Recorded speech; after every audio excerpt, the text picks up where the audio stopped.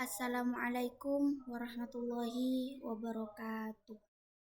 Jadi, di video kali ini saya Siti Ashifa akan berpresentasi pelajaran ekonomi yang berjudul pendapatan nasional.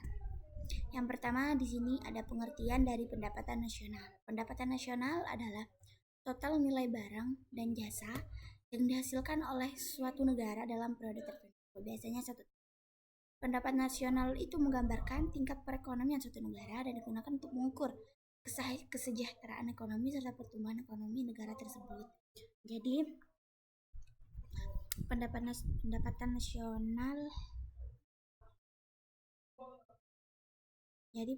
nasional yaitu nilai barang atau sesuatu yang dihasilkan oleh negara dan biasanya itu dihitung dari 1 tahun.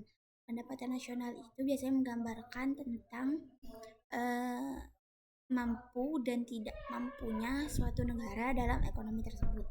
Dan yang nomor 2 yaitu metode pendapatan nasional itu ada 2, yaitu upah atau wage, sewa atau rent. Jadi ini maksud upah adalah pembayaran yang diterima oleh tenaga kerja untuk jasa yang diberikan dalam proses produksi. Ini mencakup gaji, tunjangan, dan manfaat lainnya yang diterima oleh pekerja. Jadi yang dimaksud upah itu adalah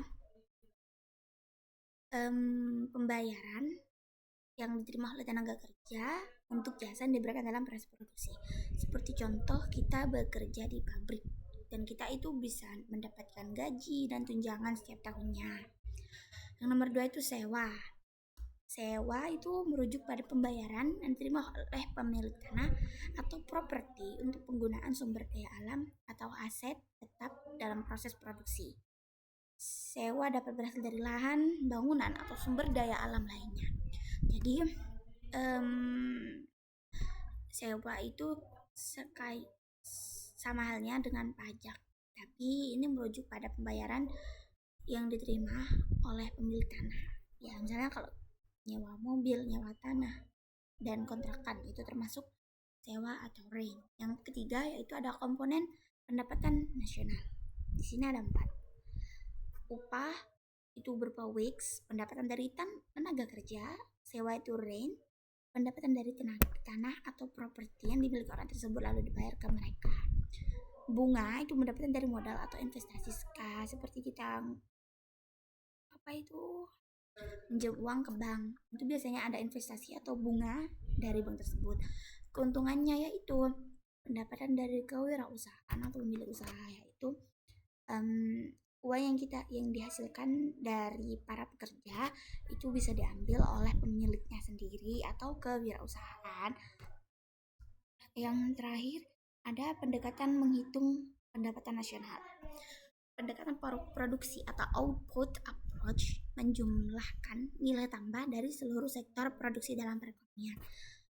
Sedangkan yang nomor 2 yaitu pendekatan income approach itu menjumlahkan semua pendapatan yang diterima oleh rumah tangga, upah, sewa, bunga, dan laba. Pendekatan pengeluaran expenditure approach itu menjumlahkan seluruh pengeluaran untuk barang dan jasa akhir. Contohnya yaitu yaitu sebagai lambangnya. C itu konsumsi rumah tangga, I itu investasi atau bunga, G itu pengeluaran pemerintah, X itu ekspor, M itu impor. Jadi seperti itu. Cukup sekian presentasi dari saya. Apabila ada salah mohon dimaafkan. Wassalamualaikum warahmatullahi wabarakatuh.